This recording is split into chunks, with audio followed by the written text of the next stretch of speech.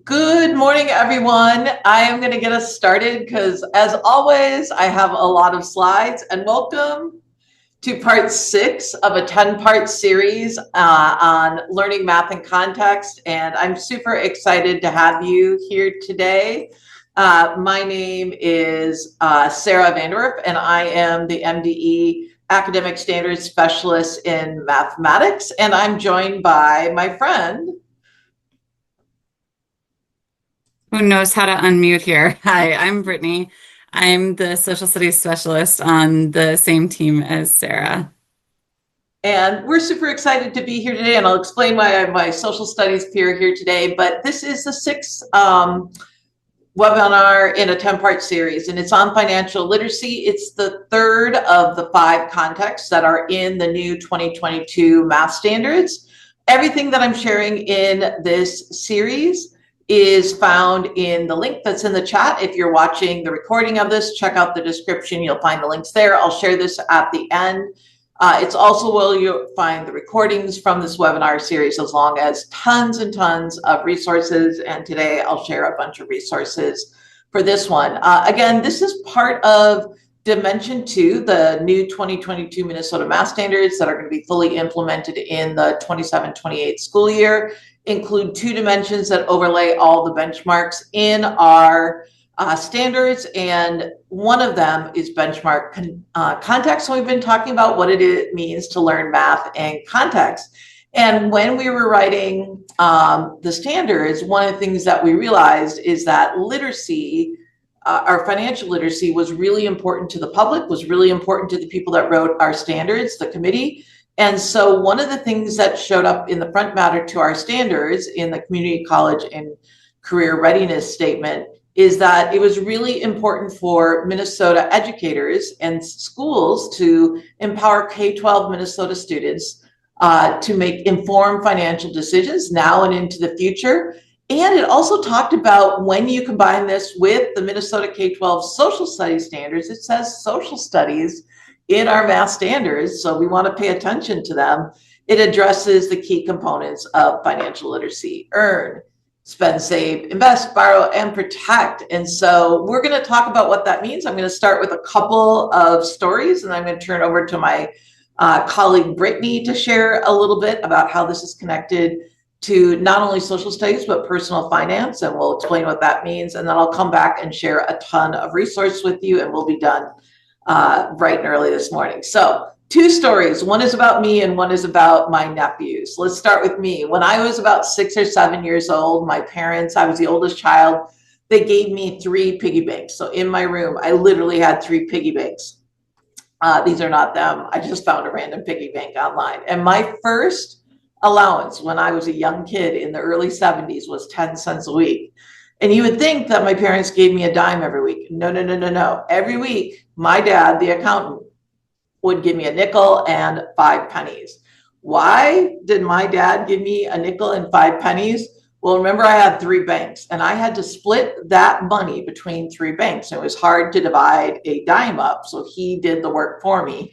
And he encouraged me to all the money that I got for allowance and everything else to save 10% of it. So I had to put one of those pennies in one bank and donate 10% of it. I had to put one of those pennies in another bank.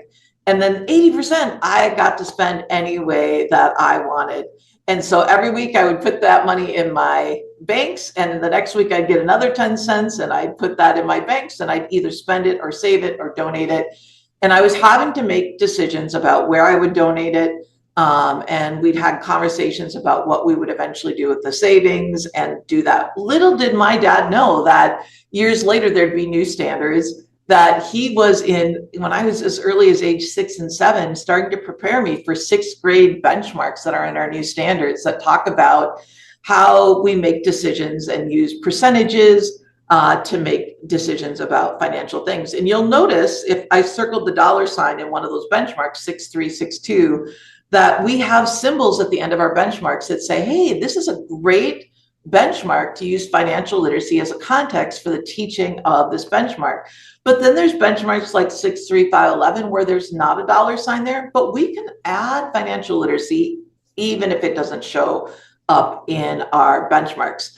Again, financial literacy is one of the 5 benchmark contexts that we can consider using in the application of the math that we are learning. And when we think about context, we've been defining it in this webinar series, is context in math refers to situating math ideas in everyday, real world financial literacy situations. So that's what this webinar is about. And we're going to continue to use some of the format from our previous webinars, where we think about what we know about our students, their families, their communities, the state we live in, and what does the financial literacy look like in those situations, and how can we connect that to mathematics for our students. So I'm going to give you a bunch of examples. So we're going to start with a question. If you're live, I would love to get you to answer something in the chat. I'm wondering if you think financial or any math problem about money is financial literacy. I'll even give you an example. This is an example from the MCA3 Minnesota question tool. And my question is, if there is money in a task, is that financial literacy? And so that's a question that we've been thinking about, because as we're thinking about defining financial literacy, which is one of the hopes of this webinar, is we need to think about, is it just because it's money? Is that financial literacy? If you're watching this video, pause it, have a conversation with somebody. When we think about the problem that you see here, they are sharing a taxi ride among 5 friends. I don't know who's in taxis anymore. I use Ubers and Lyfts and all those kind of things. But to solve this problem, you're certainly going to give an answer connected to money, $3.20 per friend. But I would argue this is not financial literacy. It could be tweaked to be an experience about financial literacy. But I would argue that money here is being used as a vehicle to practice arithmetic. Let's take a look at another question from the Minnesota question tool. And the reason I say that is the definition that I showed you earlier from the front mat of our standards says that our goal as educators is to empower students to make informed financial decisions. And I didn't think in that task that they were having to make a financial decision. I thought they were making more of a calculation. Again, they could be tweaked. Here's another one. A worker's paid $650. Some of it goes into savings, some goes in a checking account. What percent do they have left over? Again, you could do a lot of arithmetic here to calculate the percentage, and students can do that. But during that, they're not working on thinking about making a financial decision. They're doing a financial calculation. And so when we think about financial literacy, we want to think about more than just doing that. So to tell you what I mean by informed, like practicing making financial decisions, I want to tell you about my nephew. He's the young man that you see there. I told you a story about myself and me having to save my money, think about maybe eventually investing it. I'm going to tell you another category of financial literacy, spending money, and that's my nephew. I have 3 nephews that I talk about all the time. This is them. I think every family has one kid that tends to be the saver of the family. That's the oldest in this family. The middle, he is the spender. He gets money and it's out of his hands immediately. He's spending his money on something, and he had a birthday this month. And so a couple of things I know about my middle nephew is he wants a snake. He came up to me and said, Aunt Sarah, will you buy me a snake for my birthday? Because he doesn't have any money. And I said, absolutely not. I do not buy live animals ever. You'll have to talk to your parents about that. Here's what I know about his family. There's 3 boys in his families, and they don't have a single pet because my brother doesn't want a pet. He has no pets. They've been begging for a dog for years. They take care of my sister's dog all the time, but no pets. And I can't imagine that they're going to get a snake. So it's birthday time, and he's begging me and sending me links to Brazilian rainbow boas, which is his dream snake, and saying, hey, can you give me money? Because snakes cost this amount of money, the snake. And so what I learned, and by the way, his birthday was a week or 2 ago. And so I sewed him a snake, that little orange snake. I just made him a snake, and then I gave him some cash that he could put towards a snake or something else. But he has all kinds of wants. He needs a new soccer ball and all kinds of other things. And so he got money from me and money from a lot of other people. This is him all excited about his money at his birthday and how he was going to make some decisions about doing that. Well, in order to get the snake, his parents made him do a presentation, and he had to think about not just the cost of the snake, but everything else that goes into a snake. Look at the list. Look at the second thing from the bottom, feeding tongs. I think that's the most important thing on the list, because one of the things he has to think about is there's a monthly cost. You have to buy food to feed this snake, and frozen rodents are the food of choice. And so, yeah, I think tongs are necessary. And so he has to think about more than just the cost of snake. It's almost setting him up for his first car. Cars are not just the cost of the car, but they're the cost of things. And he cares about the snake. 2 days ago, I got a picture texted from him, and he had gone out and bought a terrarium. So no snake yet, although he did put the snake that I bought him in that terrarium. But my nephew is using math, like thinking about math and having to make calculations and decisions about how he's going to spend his money. And he's doing it through the context of working in his life to get a snake. And so when we think about applying math, we've been using this definition of mathematical rigor and these 3 questions to guide unpacking our math benchmarks. One of the questions is, what authentic opportunities exist for application of this standard or benchmark to real world problems? And in this webinar series specific to financial literacy. So here's what our standard says: empower students to make informed decisions now and in the future. And I would argue these are not financial literacy. They're about money. They could be tweaked into experiences related to those students. We should still be doing these problems. But we want to think about things that create experiences for students to engage in mathematics in situations that are authentic to them. I also want you to think about where we are now in the scope of financial literacy. When the committee was writing the standards, we got so many comments that said, I'm so excited that you're going to start teaching kids how to balance their checkbook. And I haven't balanced my checkbook in forever. In fact, I write so few checks now, it's always a struggle to figure out where my checks are. If I have to write one, I can't even find them. In fact, I don't even carry credit cards most days. After this webinar, I'm going to go and get some breakfast. I'm only taking my phone with me because I can pay for most things with Apple Pay on my phone. And so as we're thinking about what we're doing in our classrooms, we want to be forward thinking in how we're thinking about that. So here's the definition in math we're going to use. It might be different in other subject areas, but financial literacy is the knowledge of earning, saving, spending, investing, borrowing, protecting, enabling individuals to make informed decisions about their personal, the community, the state, or the national finances, and do that with things they care about. So I'm going to turn it in a second over to my colleague, Brittany, to talk about what this looks like in social studies, because that's an area where math and social studies can partner, and how this compares to a lot of the resources they have out that can support our work. So Brittany, I'll turn it over to you. So thank you, Sarah. Social studies does have a lot of overlaps in this area, because social studies is a combination of 5 different disciplines, and our probably most misunderstood discipline and least talked about is economics. And a lot of times when we think about economics, we think that it is all about money. But economics is actually a really broad field of behavioral studies, thinking about the ways in which people make decisions about resources. And those resources can be financial resources, but they can also be time, they can be natural resources, they can be human resources, they can be so many different things. And it's really a field that thinks about how and why people make decisions and how and why people organize for resource distribution and sharing. And so financial literacy, or personal finance as we refer to it in our standards, is one very small piece of our economic standards. So we have 6 anchor standards in econ. One of them touches on personal finance. And personal finance speaks specifically to the ways in which individuals and families are making choices and decisions about their money and their time. So when we think about financial literacy and personal finance in the standards, and also in requirements, it shows up in a couple of different ways.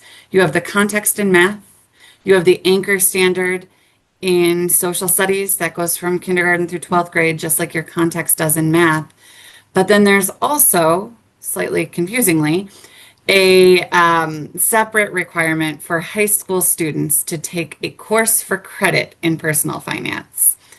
And that course is not an econ course because econ is much, much bigger than personal finance.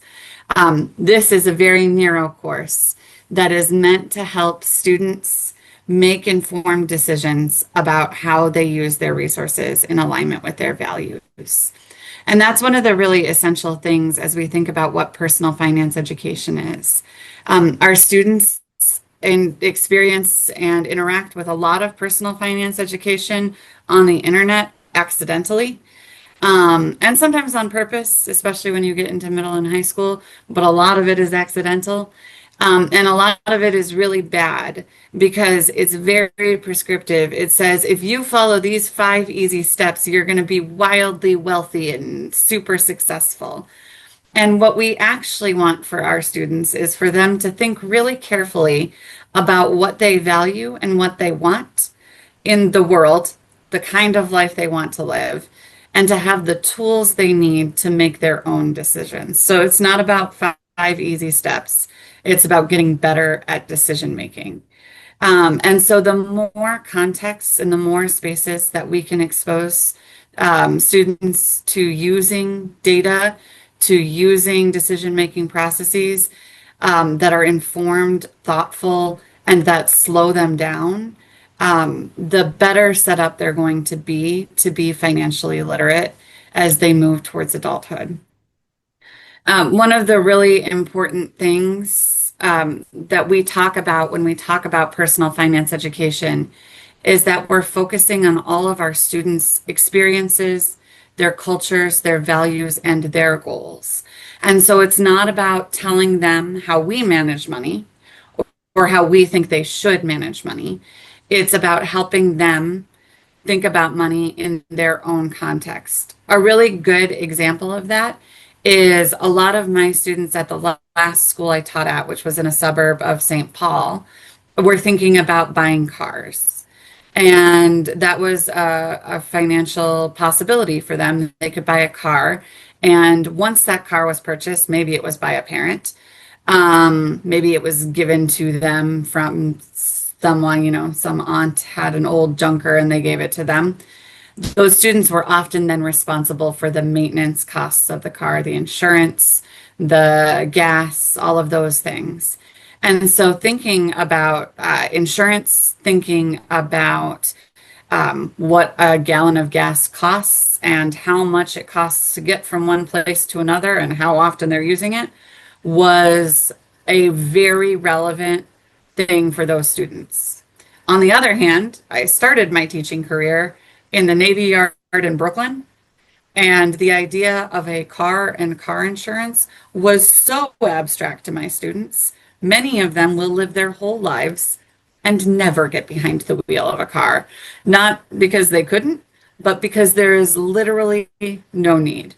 And so sitting and doing calculations about gallons of gas or thinking about making comparative decisions about car insurance was too abstract and would not have made sense to spend time on for them.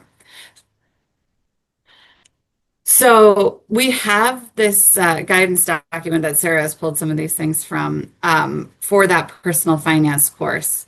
And that really speaks to what we want our high school students to know and be able to do.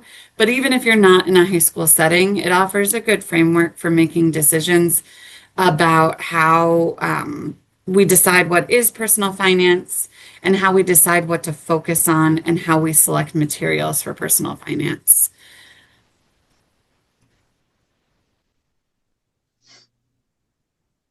I'm going to look at the one that's about the digital stuff. Yeah. We can look at timeliness first. Yeah. Timeliness. Go ahead. Is a super important concept in personal finance. That's a bit of what I was talking about when I was talking about my students in the suburbs versus my students in Brooklyn. My students in Brooklyn weren't buying cars. It was not timely to talk about that. Timeliness also speaks to staying relevant to current trends and current technology. and integrating those concepts into real world scenarios. I think another space where we see that, we think about it a lot in terms of like fintech apps, online banking, but also the ways in which our students get financial information.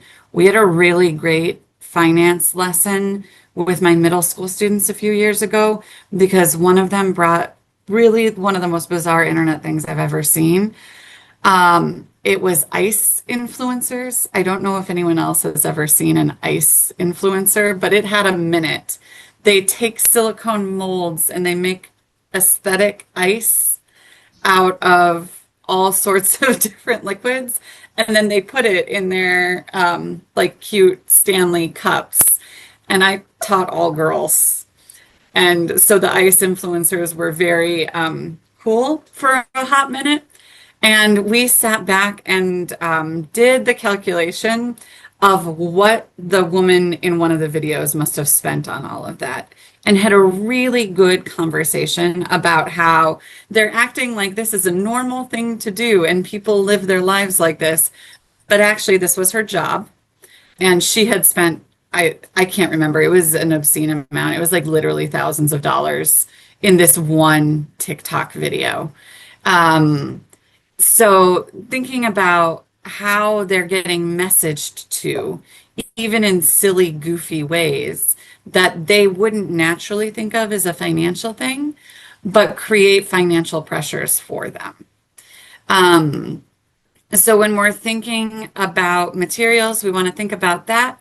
And then the other thing we want to think about is where is that information coming from? Financial literacy and personal finance curriculum and lessons are different than any other educational space because if you get a textbook from Pearson or any other textbook publisher, not to pick on Pearson, I do that because they don't make social studies textbooks anymore. They have a different company that does that for them. So that's why. But if you buy a textbook from Pearson for math, for social studies, for ELA, the end product is that textbook. That is their goal is to make the textbook that will sell to the most people because that is their end product. A lot of the financial education spaces, the end product is not the lesson. The end product is not the curriculum package. The end product is not the video. Because a lot of those things are being sponsored by the financial industry or other people who have a financial interest in students long term. And so their end product is brand awareness or creating lifelong customers of those brands. They have a different motive. And so we should be more careful and thoughtful about how we pick those things. So in the stuff, I've linked all these documents I've been showing you, even though these are for high school personal finance, there's a lot in those rubrics that can help inform how you think about what you want to pay attention to. Now, one of the things I've learned from Brittany is to have a love for history and what we can learn from history. And I have a stack of old math textbooks on my desk. And so I was looking in them to think about what did they think about financial literacy. And when I was looking in one of the textbooks from 1875, like there were words in the problems I didn't even know. I didn't know what scantling and lathe was. I didn't know what it meant, $20.25 cents per M. What's M? It's not meters.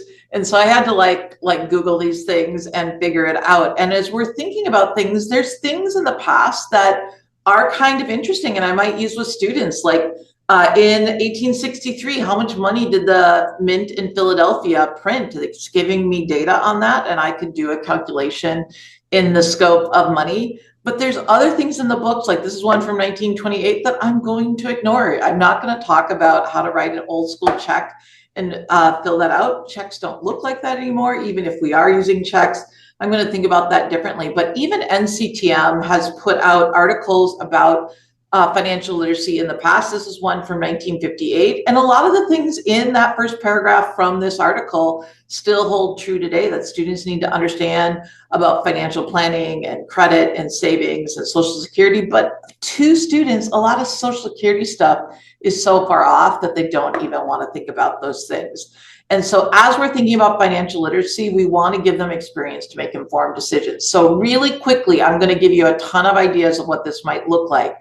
How do you use stuff that's super current? So I don't know if any of you were paying attention to what was going on in the world in the month of November, but in the month of November, are going to retain their current value indefinitely, but with the and I don't know that I shared my sound, but this is some videos on the very last penny being minted in Philadelphia on November 12th. There are no more pennies being minted. In fact, I went to go buy some medication. It was 18 cents and I gave them $1 and I got 80 cents back because they told me they didn't have pennies anymore. So I was out $2, rounding got me and stuff. And, you know, we even have the word penny in 3 of our benchmarks and our new standards that we haven't even fully implemented yet.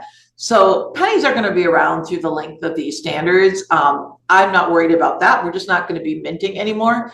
But if I was teaching right now, I would be having conversations with my students connected to grade level benchmarks about why decisions like this were being made. I mean, the reason this was made is because they were losing money on pennies. A penny is worth 1 cent, but it costs 3.69 cents into 2024 to produce that penny. In fact, the government was losing $85 million a year on producing pennies. And so pennies have gone away. By the way, there's a lot of really interesting articles that you could do a lot of fun math with, because now that pennies have gone away, they need to make more nickels. And we're losing 3 times the amount of money on nickels, and it's similar to pennies. So our nickel's going to be next is to save money. They're not sure we're going to save as much money as we think, because now we're going to lose money on just a different thing. So when we think about where this is placed throughout the math standards, it's in all of the grades. There's multiple benchmarks that have a $sign at the end of the benchmarks. It's in every single anchor standard, all 7 of our anchor standards. It's heavily in anchor standard 5, number relationships, and you will see the symbol next to benchmarks. And sometimes in the benchmarks, they'll even say financial decisions. So what does this look like? Super quickly, let me give you a ton of ideas. All of these are linked, but I'm going to just pause here. This is a definition that Brittany really helped me think about. You should put this up to next to your planning. You want to think about just in time financial education. You want to find ways to teach your students. I'm going to talk about 3rd graders in a minute. The skills they'll need in the future with things they care about right now. So let's go back to thinking about what students care about. Here's the math I want to do. Use adding and subtracting and estimating whole numbers to create short and long-term spending and savings goals. What are short-term spending goals for 3rd graders? What are long-term spending goals to make planned and unplanned financial decisions? This is what the people writing our assessments are thinking about. How do we interpret this in the new assessments that we'll have? And so as I'm thinking about 3rd graders, here's some of the things I know that 3rd graders want. And so they might have short and long-term goals to think about, can I get these things? Someone stole my soccer ball, I need a new one. Maybe their family is going to Disneyland and they want money to bring with them when they go to Disneyland to spend there. And maybe they got some gift cards at their birthday and they're like, I really, really, really, really want this Lego set. The one I want is, you know, this Willy Wonka set. It's $219, but I only have $75 on my gift card. So there's these other ones I kind of want. And this benchmark talks about estimating whole numbers. So I'm estimating some whole numbers there. And then we're going to do some adding and subtracting to figure out if I have enough. And then I'm going to have to make a decision about whether I want to save the $75 till I have $220. Maybe I still want a soccer ball and I can buy 2 smaller ones and use the other $20 for the soccer ball. But I'm having them do mathematics in the context of things that they care about to make decisions about their life. So you want to think about your students. Let's look at another example from 7th grade, creating a budget. For this particular one, there's also a geometry benchmark that you could consider using with this one. This idea came from students thinking about budgets in their lives. There's personal budgets, but there's also budgets connected to things that they care about. I taught middle school in South Minneapolis, and in South Minneapolis, one of the things my students cared about, most of them biked to school as they wanted safe bike paths to get there. And they also noticed some on-home citizens who were in the city, and they really wanted to figure out how they could get affordable housing, because where our school was situated was right in the middle of where lots of people, like super wealthy people, lived, and it was almost unaffordable. So I found this lesson in NCTM. I've linked to this thing where they encourage you and give you a lesson plan to do personal budgets with students, but then have them make decisions about the city that they live in, the town that they live in. How should that town spend their money so they can get the things that they want? And they showed students making presentations in this article and then comparing it to the actual city. I don't know this city, so I'm like, how fast can I find information about Minneapolis where my students lived? The answer was less than 35 seconds to find out how Minneapolis gets money, and also the categories that they spend money and what their annual expenditure is. 1.91 billion with a B dollars for Minneapolis in these categories. And those categories are the things my students care about, and letting students divvy out that 1.91 billion, turn it into percents and make a presentation, make a circle graph, figure out the area of sectors and make decisions about that, and then compare that to how Minneapolis actually shared their money. So I know I'm a few minutes over. I'm going to finish in the next couple of minutes because I want to tell you where you can find all this stuff, because in this slides, and I'm giving you my slides, I'm giving you things that you can think about. Like another 7th grade lesson that I love is like, how can you save money? I had a mom that was a couponer. It's Black Friday month. There's different kinds of coupons out there. Dan Meyer has this amazing 3-act lesson called Dueling Discounts. Which of these discounts is better? Well, the answer is it depends on what you're buying.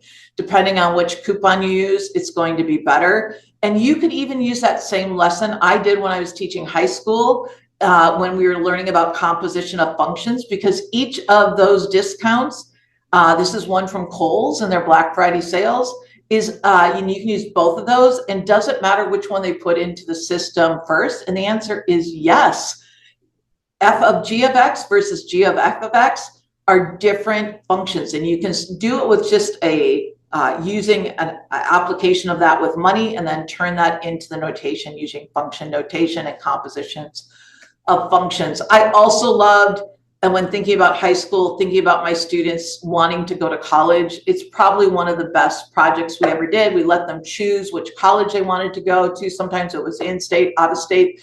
There is so much public information for students because a lot of them are going to need to borrow money, and the type of money that you borrow and how you pay it back and when you do will take you out of getting in trouble like so many people in the world today. There are websites where you just put in your college and it will tell you what the average debt is, how much the students borrow debts, the types of debts, what the percentages are for paying those back, and you can connect that to exponential equations as you're going along. So I'm speeding through this, but in the slides I gave you, and I lost my slides. I'm gonna quickly come back, and I'm almost done, I promise, but I wanna show you some really cool things that you can find information on. By the way, there's 50-year-old mortgages being argued right now, and the average age of buying things houses is 40 years old. So you're going to be 90 when you pay that off. So anyways, check out my slides. I know there's a lot of things, but I want you to remember that half the curriculum walks in the door with your students. And as you're thinking about what you're going to do in your classroom, think about just-in-time financial equations. Find ways to teach mathematics with your students and have your students make informed decisions with things they care about right now in their life. So I gave you a ton of examples and a lot of things that you can do. Think about how you can empower your students to do that. We have a toolkit that has all this information about how to choose good tasks. I've also made one-pagers and given you this grid for you to think about. It's all linked in the things that I'm sharing with you. And what I'm trying to get at is where all of this is. There's a link. Someone will put it in the chat one last time. And the last thing I want to tell you is linked in there is literally lessons like on how to think about owning a car, if that's, like Brittany said, important to your students. But I want you to find the link from the Minnesota Council of Economic Education, because there are so many free lessons for you to use that are put out in our state. It's housed at the University of Minnesota. But there are amazing lessons. My colleague, Mike Huberty, used some of the 9-12 lessons in his own classroom. A lot of the elementary sessions are great. So you'll find them there. I'll stick around if you need some stuff in a little bit, but I just wanted to thank you for coming today. And if you have questions, and thank you for a couple extra minutes. And thank you to my colleague, Brittany, for joining us this morning. So thank you, everyone.